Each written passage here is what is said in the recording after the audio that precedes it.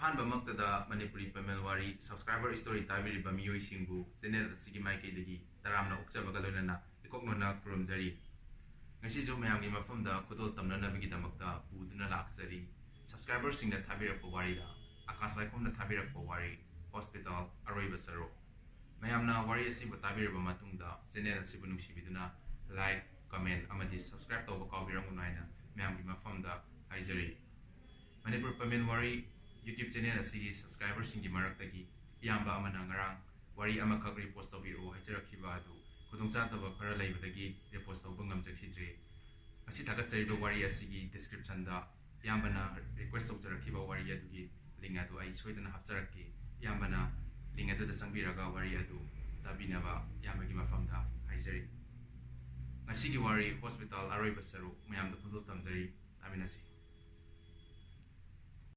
Tanja aduda linthoi anangi manak sanglaga anangi makhong adu pairaga soro soro chingjinduna room 103 da chingjinduna pusin khari chingjangiba ikan kanadana anan awaba chaina khon ama lawrai makhada leiba patient amadi nurse kharadi khonjen adu tari khonjel aduna arapadagi lawrakpa manbana mayam thoidok hendokna khanjeludi masa masagi tawbam thokpa mathauda mai onjinduna adumak tawduna leinari Somdana Sanjoy Linthoi Buthiri Phone Tawrabasu Chatkidre Linthoi Asum Thirakpana Bina Thingnari Sanjoyna Bina Linthoi Ubra Bina Udevu sa ngasai di akhoi room da lehobani lehodro sa ai changlame adubu ude karom chakhrabano khangdari ni ado sar di daytime da taraga nungdang chita kamdawna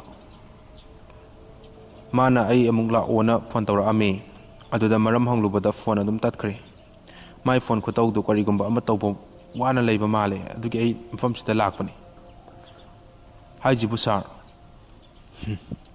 ai ju maram khangdri amta thimina jibani sar ai farak ta dui male thabak khara leiri ai phangladi hairake sa hoi adudi fare wai asi hairam laga sanjoy binada hanna yinglamdana Second floor da kahat khari Bina Sanjoy da haifet nok fet tawraga munna yenglaga lehawi Sanjoy second floor hek yawbaga facial leiba ka amadi mi leinadaba ka khuding changduna thiri Sanjoy linthoi thiba phangmalaktabadagi makokta makhut haplaga lambi mayada leptuna leiringaida tungda mi ama senkhibagi sahum phanglei Sanjoy khangboi lakpoi tung onthoklaga fat yengthui adubu kanasu ude Sanjoy haifet pakat padi fawi Sanjoy mamai leithok yeng baduda stair makhong duda kanagumba ama kappagi makhol tari Sanjoy masa adu haifet chepthok yengi kanasu ubadi fangde haifet yengnam khong adu tapna thangjilai amuksu khalli kana oirajano anaba mi ga oirajarani asum naksilakpana khonjel adu mayik sengba asum helai Sanjoy masa da haifet ki ba pakat padi poi Sanjoy kanano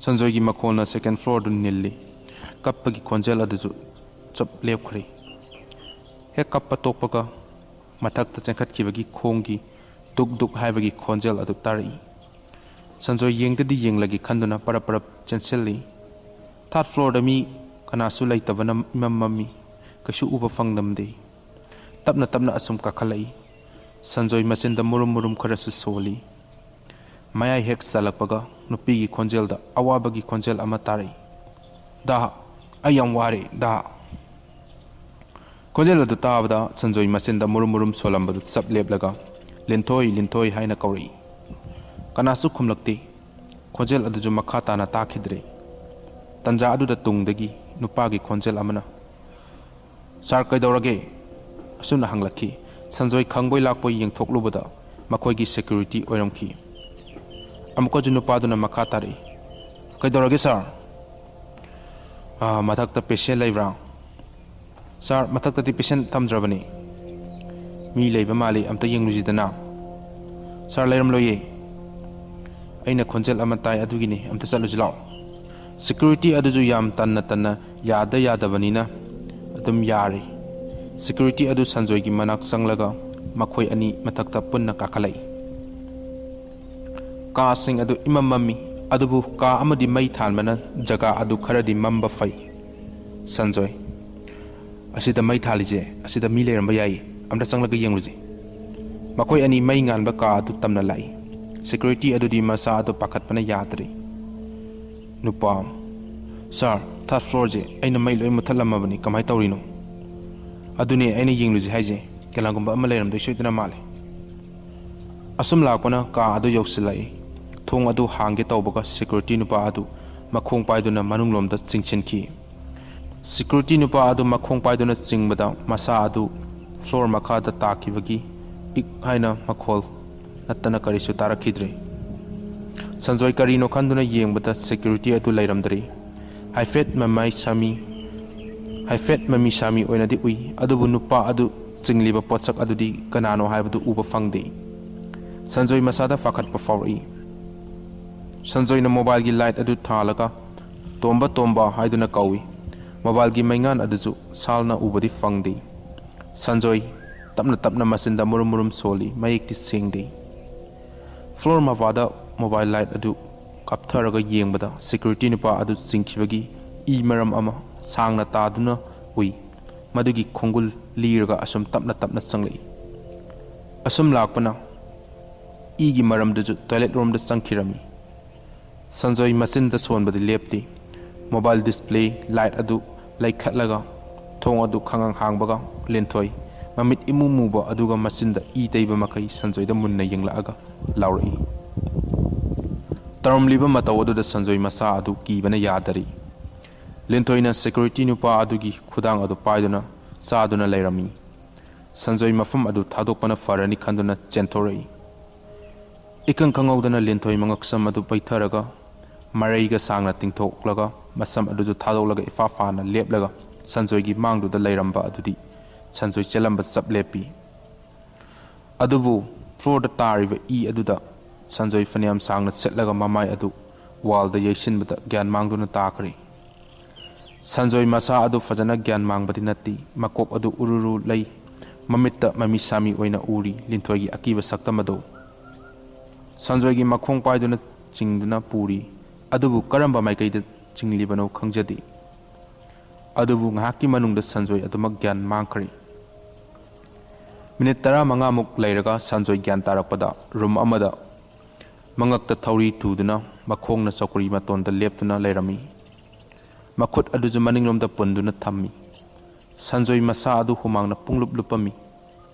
Nakan yelom asum yenglakpada linthoi khongrai chanduna floor da phamduna leirami. Linthoi gi sakpam hanagi akiba sakpam adu oidri. Adubu mamai adudi I thangdaba amagum ngawrok ngawi. Mamit adudi musukmui. Sanjoy na ju yengbada sakpam adu linthoi ni haiba adamak khangi. Sanjoy maiba amani mana leiriba phibam adu lengbada ma thauri yalaga sigani khangmanina mahak maiba oirasu mantra sondana linthoida munna yengduna adumak lai. Karigumba solurabadi masa sigani haina masana khangjai. Sanjoy Linthoi nangna tawribadu karino. Linthoi Sanjoy na nganglibadu khomde. Sanjoy da mangak adu lay duna yengi.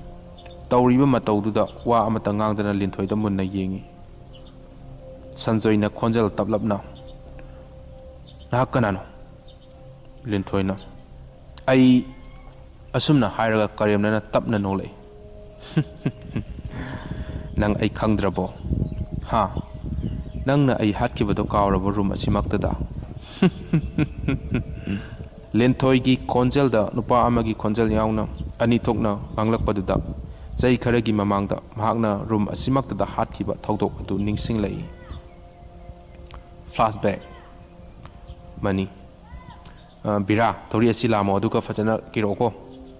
Hoi sir Thauri du nantorakani chena fajana ki bira. Nantora aroi sir chena ki kre. Adudi yare makha komdaro adudi amuk yengjalla lao. Hoi sir angawbagi hida kapsinduna thamliba nupa mingwena panjarabada Suraj tumnabagi hidaksu kapsillaga tumliba adu makhoi ani changduna phamungdagi thangdoraga Thauri duda mangak adu huksili. Surasti adumak asibagum tumli masa adu jo parak tabana makhongna table da netlaga leirabasu mangak adu nati Thauri duda yanduna masa adu tudana ba ngakpa gumle. Manina haifet mirak narak yenglaga chokri adu khangching chingthoi upai leijadraba suras laubusu ngamda mamisu pangba nanghauda makhong adu pring pring kauram laga adumak thawaiga hakchanga ningamdana kaina khari flashback loijari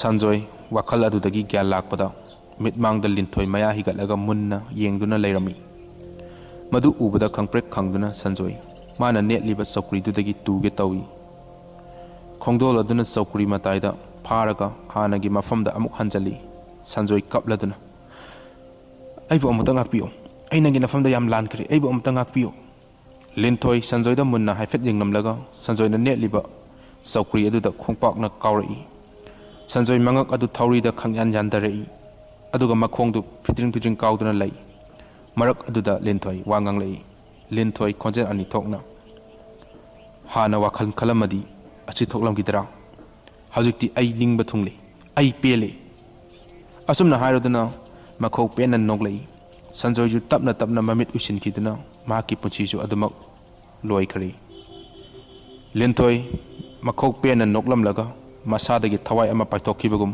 masa adu haifet ilam laga adum gyan mangduna laimaida tukhre linthoi gyan lakpada nongalaga leiramli aduga hospital gi bed amada hiptuna leirami police kar sumanakta leiri madu ubada nurse amada linthoi ne hangi linthoi na sister kaidoba yawrage linthoi gyan lakpada ubada police amma manakta changlaklaga police sister waro wibadi yade fingerprint amta laujage wahangdi kona hangjarage linthoi na kaidoba yawrage sir police adu linthoi gi fingerprint adu launa hayang oina sanaraje khoi chasarage police nupaduna linthoi gi manakta lairiba nurse aduda wa ama tumina hairam laga chatkari nurse aduna linthoi da injection ama kapsilai adudagi linthoi adumak tumkari linthoi na lairiba ka asi linthoi kaktamak lai ground floor dani linthoi na tumlingai tanja aduda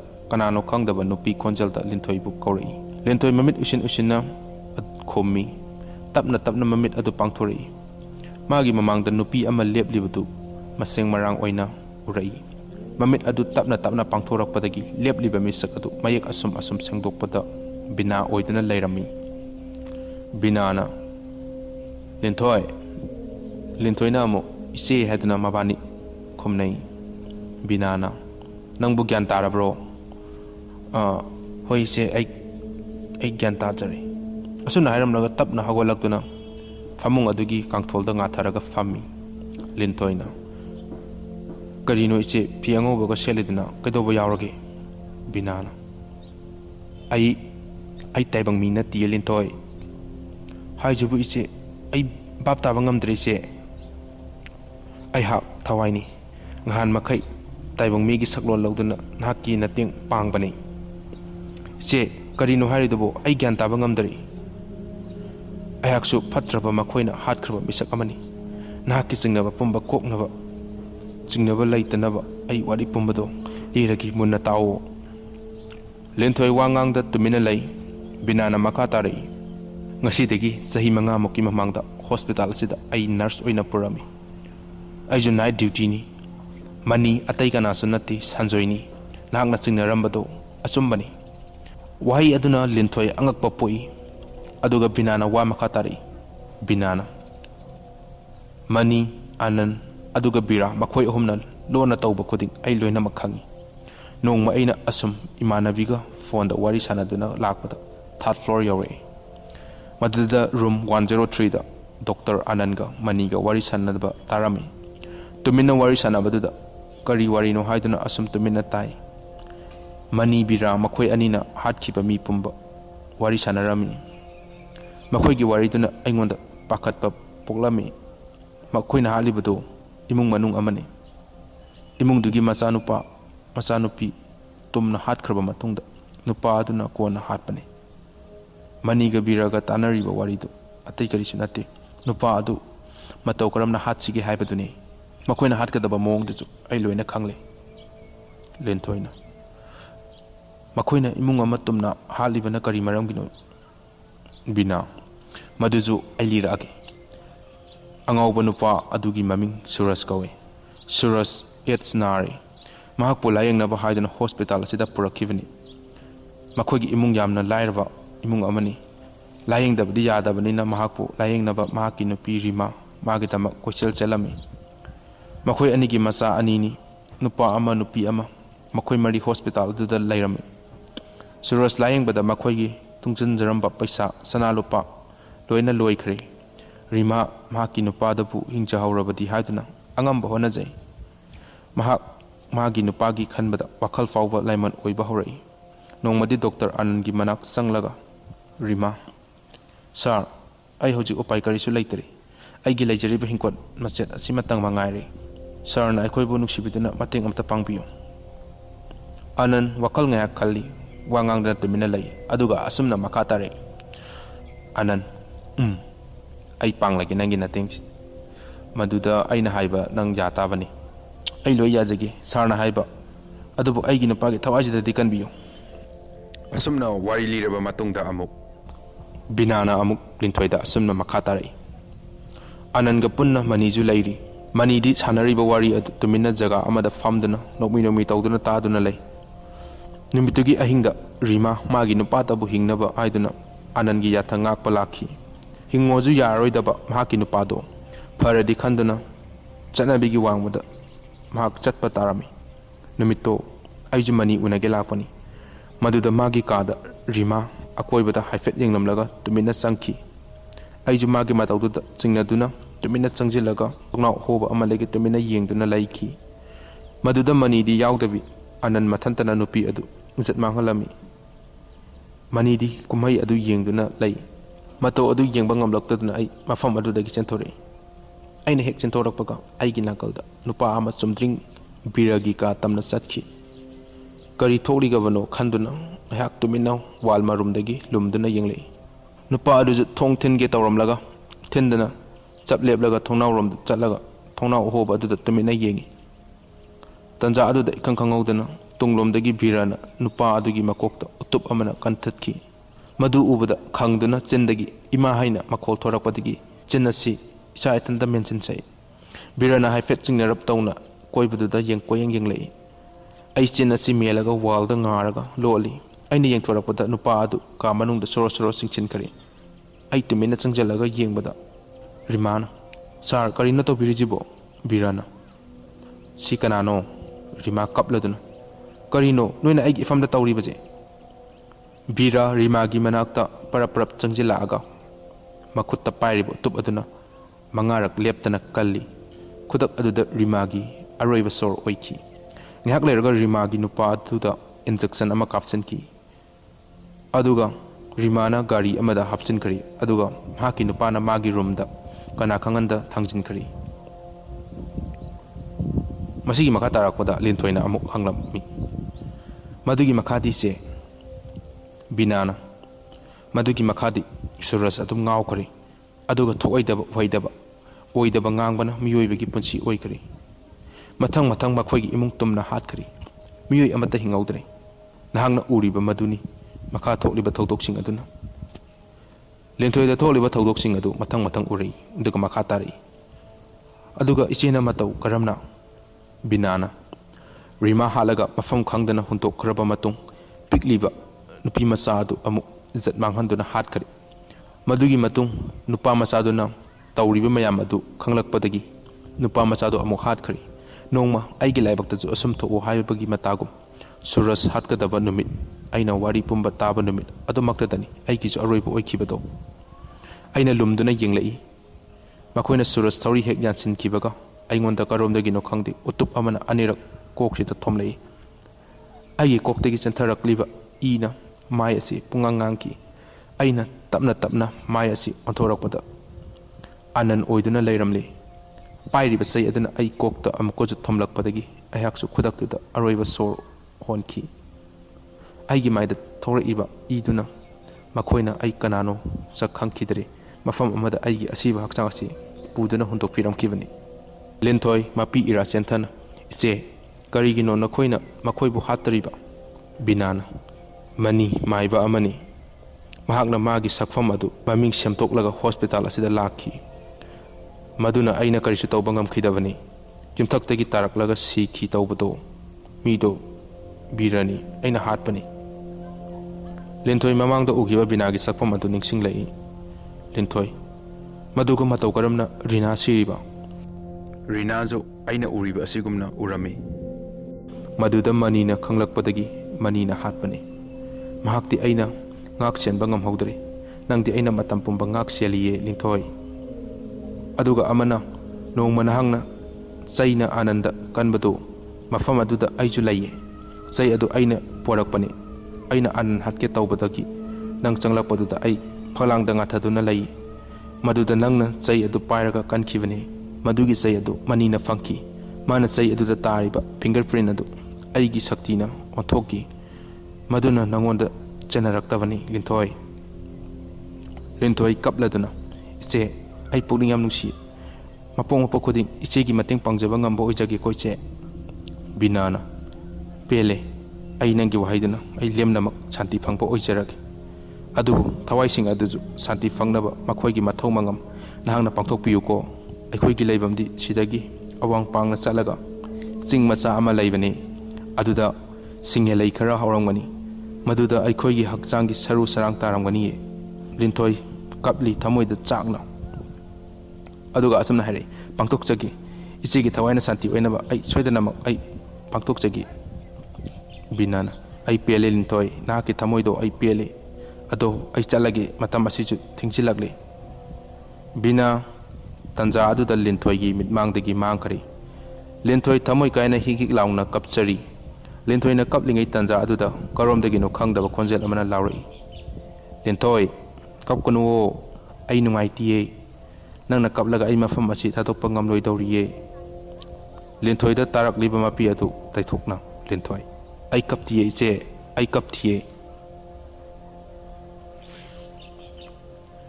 ngasigidi matang asida subscriber singna thabirakpa wari da Akash Waikhom na thabirakpa wari hospital aroiba saru matang asida loisenjare mathangi numita anobo wari kaya amuk pudana laksage mayamna matam adu fawba tangdi waraswana mayam punna ngai minasi haina mayam dagi kainanaba yathang nijari